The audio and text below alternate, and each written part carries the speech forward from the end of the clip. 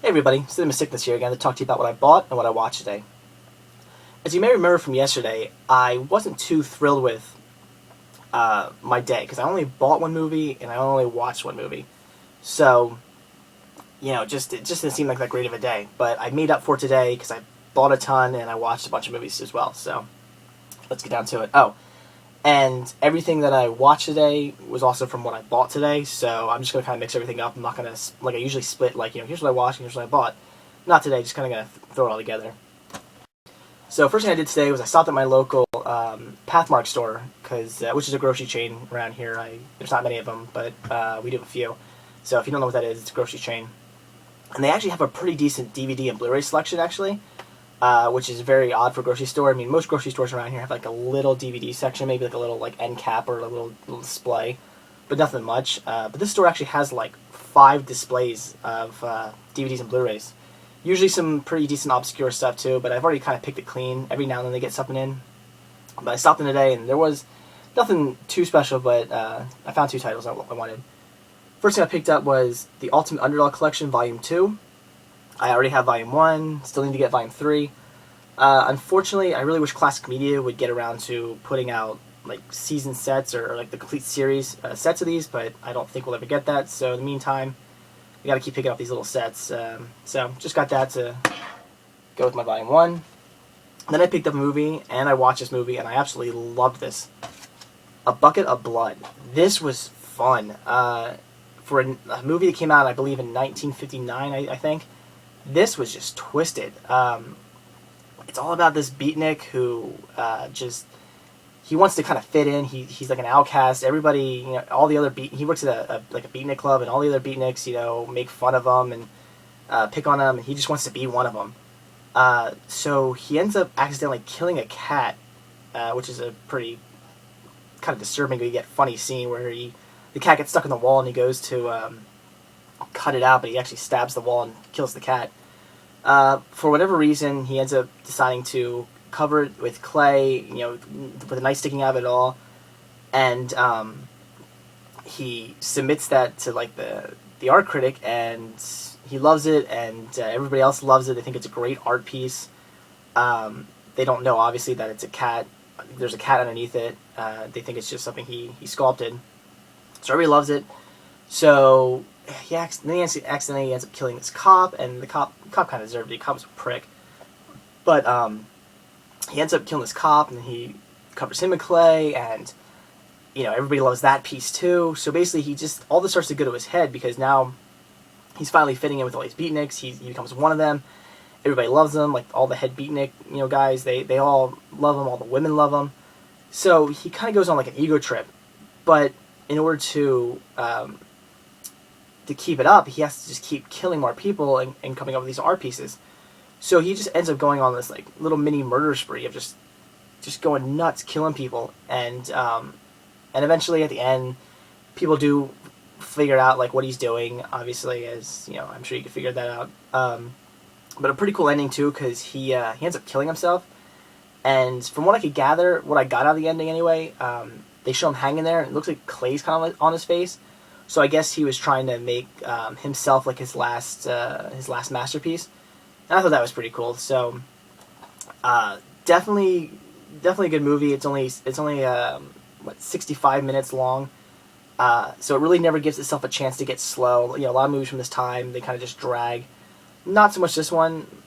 Since it is only an hour long, any time a scene might be seeing me go a little bit overboard, it goes to the next scene. So it never really gives itself enough time to get boring and slow.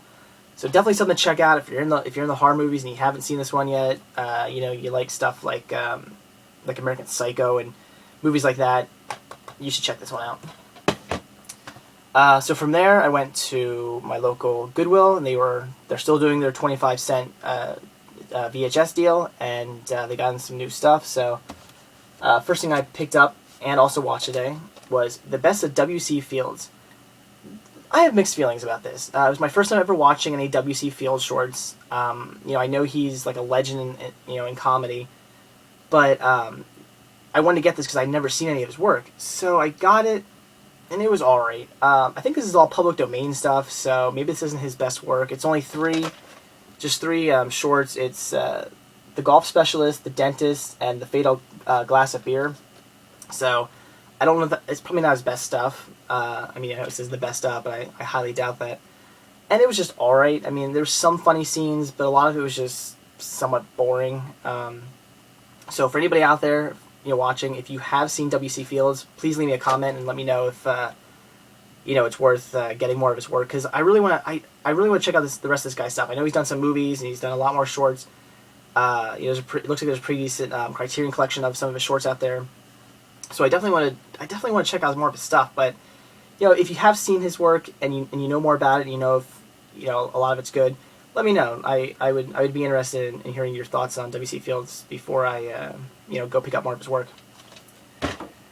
Then I also thought and watched a movie that everybody hates. This movie gets horrible reviews. I don't think I've ever read a good review on this. And I gotta admit, I kind of liked it. House of the Dead. As far as a movie that's representing the video game franchise, no. I mean, this really has nothing to do with the video games.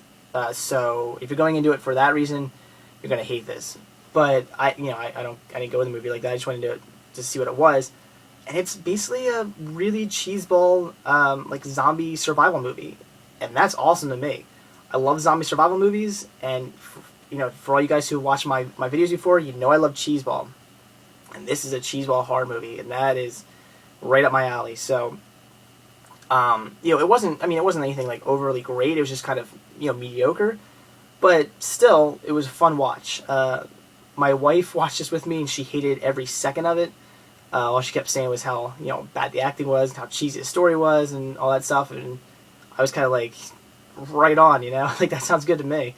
So, I actually like this, and I don't know, I sort of feel bad saying that, because I know everybody hates this movie, but I don't know, at the same time I'm kind of proud, because, I'll admit, when I like a movie that everybody else hates, and this is definitely one. I'll definitely be buying that on DVD when I come across it. Next thing I picked up and watched was another horror movie, and that is Cabin Fever. I have not seen this since it was out in 2002.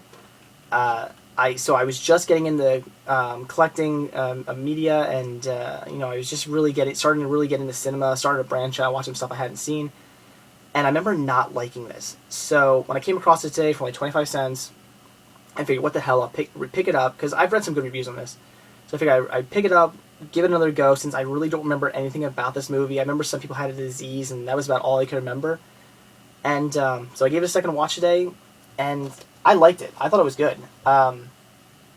It wasn't, again, nothing special, just sort of mediocre, but it was a fun watch. I just like how everybody gets, is getting the disease, and it's spreading, and they all kind of turn on each other, and I don't know. All in all, it was fun. It had a really strange ending, but a good ending. I also like how everybody, you can kind of see the disease is probably going to end up spreading.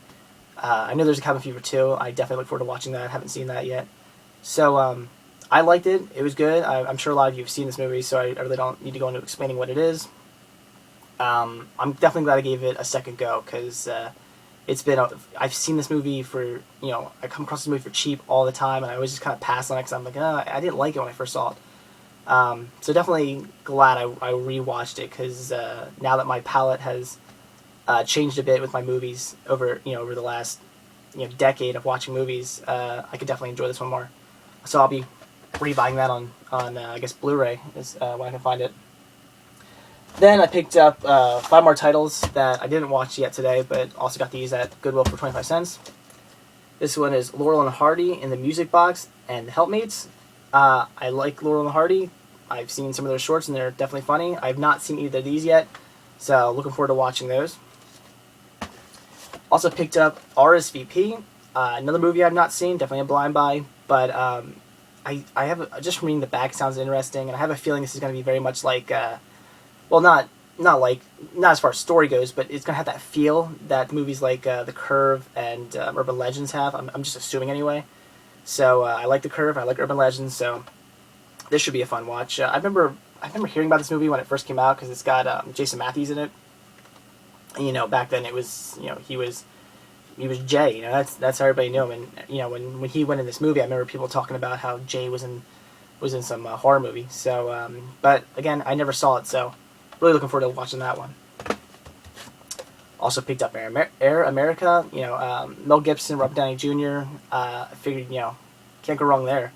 Again, another blind buy, so we'll see how that one is.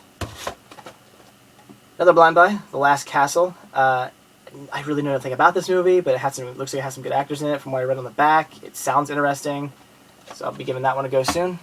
And finally, a movie with a very long title.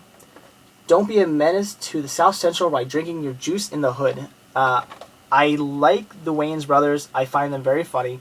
Well, let me phrase that. Everything up to kind of like early 90s to like early 2000s, in between there. They did a lot of good work. Things like White Chicks and stuff, not so much. But I like a lot of their stuff from, like I said, the early 90s and the early 2000s. In between there, I really like. So I've never seen this, but I'm definitely looking forward to checking it out. I think I'm definitely going to enjoy it. Hopefully I'll enjoy it. So I'll be watching this one soon as well.